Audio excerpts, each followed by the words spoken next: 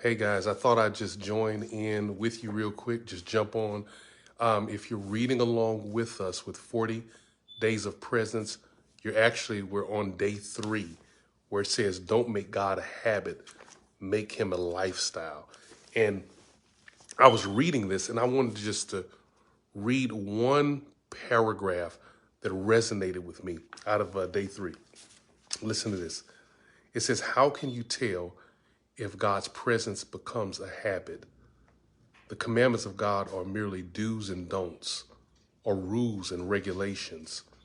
Doing right becomes burdensome because a religious person feels obligated to God and does not delight in him. But when God's presence becomes a lifestyle, we see his commandments for what they really are: wedding vows. It's a revealing of his heart to us. The reason God did not let Moses write the 10 Commandments is because God wanted to write his own vows. So that when we break them, we're not just breaking God's laws, we're breaking his heart. That resonated with me. And I was literally talking to a guy one day, and he was talking about God's commandments, his laws, the Bible. He said, man, it just seems like God's just nitpicking at stuff. I said, what do you mean? He said, think about just little things that he calls sin. And, it just seems like he's nitpicking. I said, give me an example. He said, for example, worry. He said, worry, man, why is worry a sin? I said, have you ever thought what worry would do to you? He said, what do you mean? I said, think about it. When people worry, they get stressed out. They have stomach issues. Some people will get hospitalized or on medication because they're worried. He said, how does that feel? I asked him, how does it feel when you have these problems? He said, it's horrible. I said, so God called the thing that hurts you, he calls it sin. He hates it. I said, give me another example. He said lying. Just why would God call lying a sin? It seems like he's nitpicking. I said, how do you feel when the last person, when they lied to you? How did it make you feel? Your ex, when she lied to you, what did you feel like? He said, oh, it felt horrible. I said, think about this.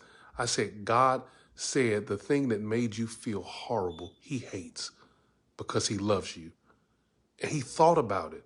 He began to look at his commandments totally different from a new eye, a new perspective. It wasn't just a matter of do's and don'ts.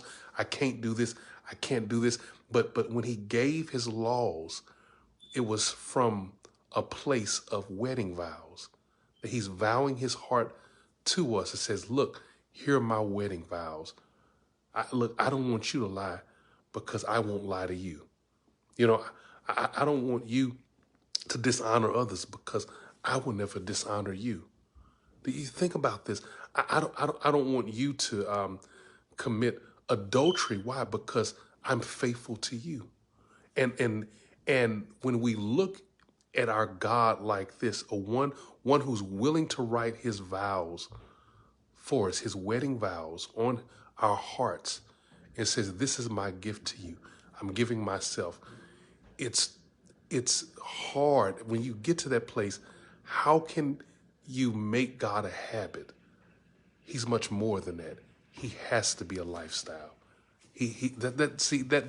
That paragraph alone did something to me. And so if you're reading day 3 of 40 days of presence, we're going through this 40 days before Easter. Read that and reflect on his laws. And don't feel like, okay, I gotta do this, I gotta do that. Think like, I get to show him how much he means to me, because he was willing to write his wedding vows, not just on a piece of paper to read to you. He did. I mean, you got the Bible, but he wrote it on my heart. He wrote it on your heart. So hopefully that will be a blessing to you. Read it. I'm gonna jump on each day within the 40 days and talk about the day, and hopefully hold you accountable so you can continue to read this day every single day, the 40 days of presence, and you can kind of like follow through along with us as we finish this. All right. God bless you. I hope you were blessed by that. Peace.